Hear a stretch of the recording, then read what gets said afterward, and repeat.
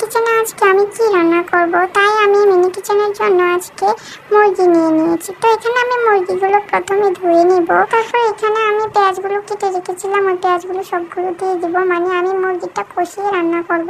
তারপর পেঁয়াজগুলো দেওয়া হয়ে গেলে এখানে আমি লবণ মরিচ দিয়ে দিব, আগে দিয়ে দিব আমি বাটা মশলাগুলো।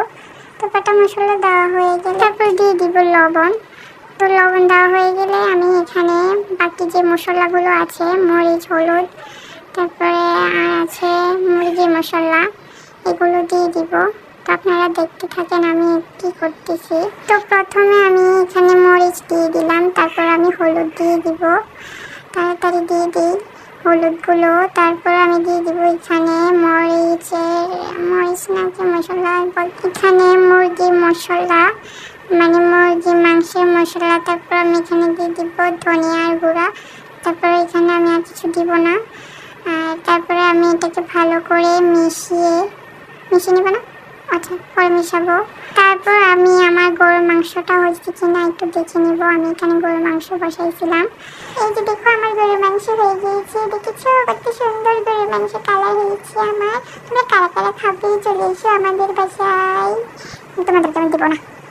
তো এই হচ্ছে আমার গরুর মাংস রেসিপিটা হয়ে গিয়েছে, আমি একটু পর নামিয়ে নেব। তারপরে এখানে আমি মুরগির মাংসটা একটু কষিয়ে নেব চামচের সাহায্যে। তারপরে আমি গরুর মাংসটা তুলে মুরগির মাংসটা বসিয়ে দিব।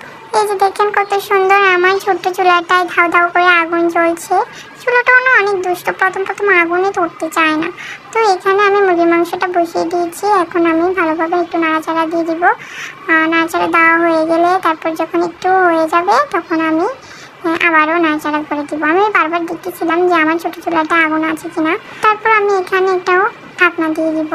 তারপর ঢাকনা দিতে গিয়ে দেখি আমার ঢাকনার পাতিলের সাথে মিল নেই, ঢাকনা ছোট পাতিল বড়। তো আমি এভাবেই রান্না করবো এখন। তো এখানে আমি মিলে দেখছি কিছুই হচ্ছে না। ছোটো চুলায় রান্না করা দেখতে কিন্তু সুন্দর হলেও রাঁধতে কিন্তু খ্যাটকেটে আছে। তা আমি একটু পর এসে নাড়াচাড়া দিয়ে নিচ্ছি আর দেখি কতটুকু করতে পারি। এখানে নাড়াচাড়ার উপর রাখলে রান্নাটা ভালো হবে আর মাংসগুলো সিদ্ধ হবে। তো এখানে আমি আবারও একটু নাড়াচাড়া দিয়ে নেব। সেই 10টার সময় বসেছি রান্না করতে, এখন দুপুর গড়িয়ে বেলা হয়ে গেল। রান্না করতে করতে আমার মিনি কিচেনের চুলাটা অনেকটাই ছোট হয়ে গেছে, সেই জন্য আমার একটু প্রবলেম হচ্ছে। তো কালকে থেকে আমি বড় চুলায় রান্না করবো ভাবছি, কারণ এত ছোট চুলা দিয়ে রান্না করা যায় না। তো এখানে আমার মুরগির মাংসটা হয়ে এসেছে। মুরগির মাংসের কালারটা অনেক সুন্দর হয়েছে। মুরগির মাংসটা আমি একটু ভুনা রেখেছি। তো অবশ্যই কমেন্ট করে জানিও যে আমার মুরগির মাংসটা দেখতে কেমন হয়েছে। তো আজকে এখানে বিদায় নিচ্ছি, আল্লাহ হাফেজ।